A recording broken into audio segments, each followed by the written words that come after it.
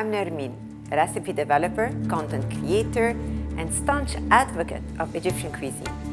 In this episode, we will cook together a soup called wika. In a heavy pot pan, add my canola oil. We add the onions. So at this point, I will add the garlic. Once the garlic becomes fragrant, it's time to add our okra. I'll cook my okra a little bit along with the garlic and onions. I'm gonna lower my heat. Just bring your heat to the lowest. Don't wanna burn the okra and you don't wanna caramelize the onions or burn your garlic. We want to soften the okra, and then when we blend it, we end up with this creamy, dreamy consistency. Now I feel that the color is still vivid, so fragrant. Slowly I'm gonna add my broth. Now it's time to add my spices. So salt,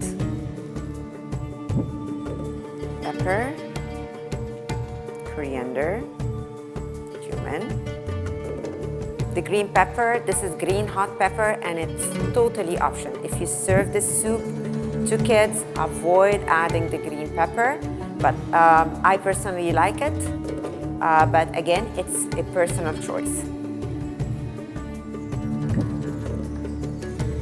So now I'm gonna cover my pan, let it cook for 20 to 25 minutes, and then let it cool down so I can transfer it to my blender. After my okra or wika soup has cooled down, I transferred it to my blender. I'm gonna turn on the blender, and while it's running, I'm gonna add some fresh cilantro.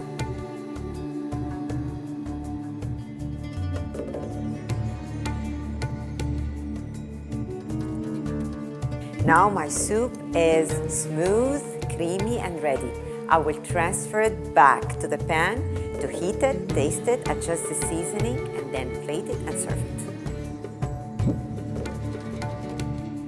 Tasha is basically a cooking method where we heat coriander, salt and pepper, and crushed garlic and a type of a hot fat. It could be either ghee, butter, or oil, or a mix of two of them. So let me show you how we do tasha. We bring a non-stick pan, heat the pan. Now that my non-stick pan is ready, I'm gonna add some oil. Again, butter here is optional. You can keep this soup totally vegan, or you can add 1 tablespoon of butter for some extra flavor. I'll add my coriander, some black pepper, crushed garlic. When the garlic turns medium brown, I know that this is exactly when I add it to my simmering soup. Now I will add some lemon juice. A drizzle of lemon juice goes a long way in your okra soup.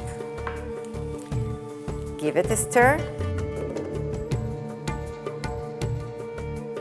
Okra is known of its healing properties. It's a very good food for diabetic people, and it's also known to be anti-cancerous thanks to the antioxidant that it's packed with.